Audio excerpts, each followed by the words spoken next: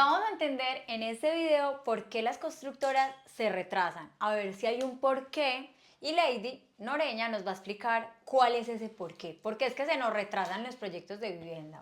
Ok, pues una de las razones por las que se pueden retrasar cuando el proyecto ya está construido, que vamos a la sala de ventas y vemos el edificio ahí, que ya está listo, que ya es un hecho, pues que yo ya puedo ver cuál es mi apartamento, puedo ver que ya está construido, pero no me entregan, es el reglamento de propiedad horizontal. Vamos a entender por qué es tan importante este documento y cuál es la razón por la que se retrasan algunos proyectos porque el reglamento de propiedad no ha salido.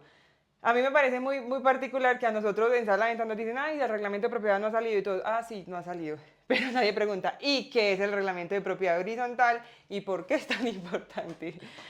¿Qué es el reglamento de propiedad horizontal? A todos nos dicen eso cuando compramos vivienda nueva, pero muy pocos saben qué es el reglamento de propiedad horizontal. Ok, vamos a entenderlo. Ok, bueno, cuando un constructor saca a venta un proyecto, lo primero que tiene es un lote.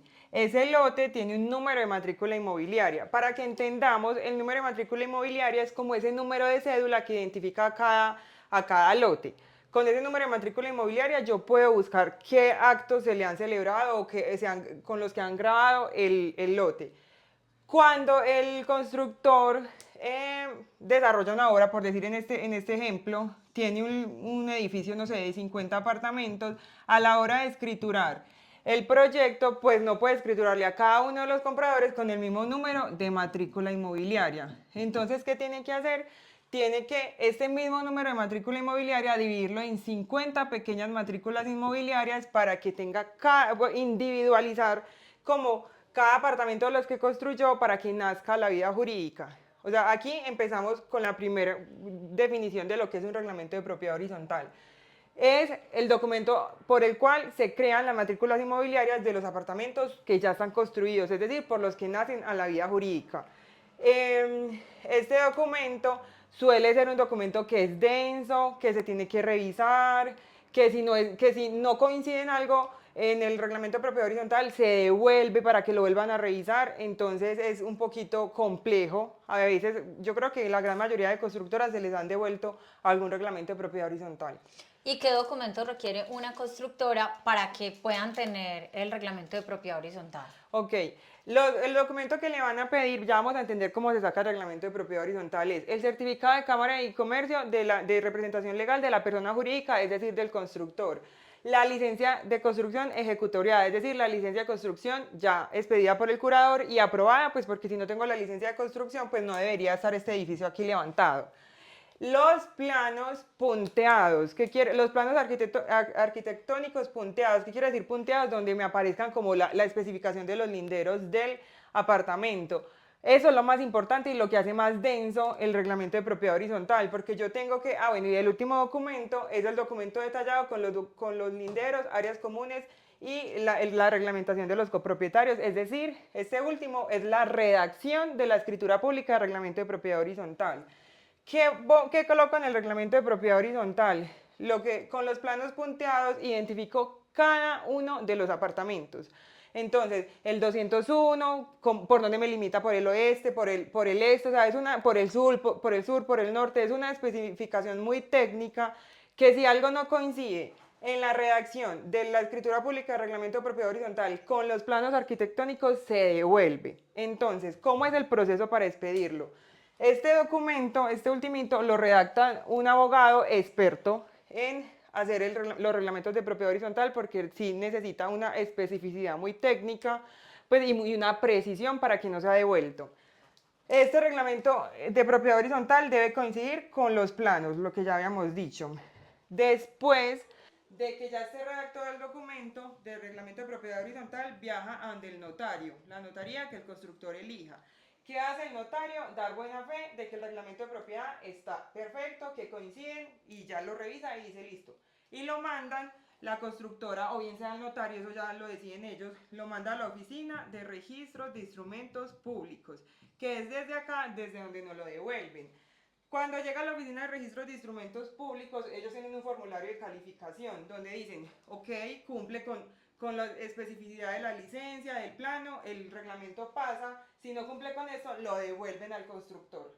Entonces ahí es donde se presentan las demoras, porque en cada devolución hay algo que corregirle al reglamento de propiedad horizontal.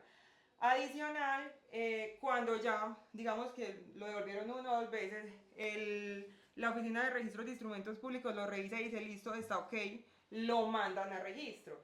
Pues ya lo registran y quedaría por ahí. Aproximadamente, la ley dice que son 10 días hábiles, pero pues ese término nunca se cumple en la oficina de registros de instrumentos públicos, una aproximada de 2 a 3 meses yéndonos muy bien.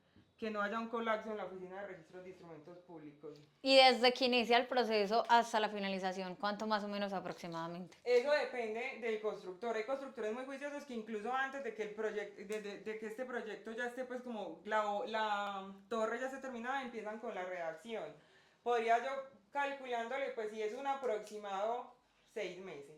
Podría ser 6 meses. Y cuando ya sale, ya cada matrícula inmobiliaria sale independiente y ahí es cuando ya la podemos ver en un certificado de tradición y libertad. Siempre cuando las personas abren un certificado de tradición y libertad, como decía la lady, es como la hoja de vida de la persona o como toda la historia de ese bien. Lo primero que uno ve es propiedad Reglamento de no, propiedad horizontal. RPH. Ajá. Sí, RPH. Siempre uno ve el RPH, los linderos, las matrículas inmobiliarias. Ahí ustedes pueden ver lo que les estamos contando y es cómo nace la vida jurídica un bien inmueble. Entonces ahí tienen la respuesta. Sé que es un video un poquito denso porque la información ya es muy jurídica, por eso pido acompañamiento de un abogado, pero eso no quiere decir que no puedan poner las preguntas acá porque Lady está respondiendo todas las preguntas que a ustedes les está surgiendo estos videos que estamos creando. Y o sea, como para terminar de determinar la importancia del reglamento de propiedad horizontal, incluso cuando estamos vendiendo, o sea, digamos, este fue un ejemplo de cómo se crea el reglamento de propiedad horizontal y cómo nace la vía jurídica un bien que está recién construido. Es un documento que se tiene, pues, que necesitamos si queremos independizar varias matrículas inmobiliarias de un edificio, ¿cierto? Pero, por ejemplo, también cuando yo voy a vender un apartamento usado, la copia del reglamento de propiedad horizontal es uno de los documentos que tengo que aportar ante notario para poder elaborar la escritura pública de compra-venta. No el documento completo, porque el documento de verdad puede llegar a ser muy denso, sino que siempre le dicen a uno la primera y la última hoja y las hojas donde aparezca la descripción de sus linderos. Es decir, yo voy a la notaría donde se creó el reglamento de propiedad horizontal, pido la copia, la primera y la última página del reglamento y, bueno, yo voy a vender el apartamento 1701. Me sacas los linderos de ese apartamento, son como 5 hojas. O sea, este documento es bien, bien importante. Es un tema así, muy jurídico, muy técnico. Yo, siendo abogada, tampoco lo entendí la primera vez que me lo explicaron. Lo tuve que estudiar muchas veces, estudiarlo. Incluso ayer me pasó algo súper particular porque cuando estaba viendo la especialización, el profesor, yo le pregunté mucho y me regaló el libro. Y yo le dije que yo le regalo el libro de reglamento de propiedad horizontal. Y eso, anoche yo dije, voy a leer la definición que dice la ley de que es un reglamento de propiedad horizontal. Y yo dije, no, los vuelvo locos. 2 páginas y no decían nada. Lady es abogada especialista en el sector inmobiliario y por eso nos está acompañando a esta ráfaga de información para que seamos unos consumidores de compra de vivienda más educados, no es más peleones, sino más educados porque la educación no pelea con nadie. Ajá. Y entendamos que desde acá, desde ser un consumidor a pie, tenemos unos deberes y que si estamos bien informados vamos a poder incluso entender el constructor. Entonces, esperamos las preguntas y las ideas de próximos videos para aprovechar todo lo que Lady tiene en su cabeza y lo podamos transmitir por estas redes sociales. Sí, súper chévere que nos digan de qué dudas tienen, o sea, de qué quieren que hagamos los próximos videos, referente pues como a todo lo que es inmobiliario para seguir generando contenido. Chao, chao. Que estén bien.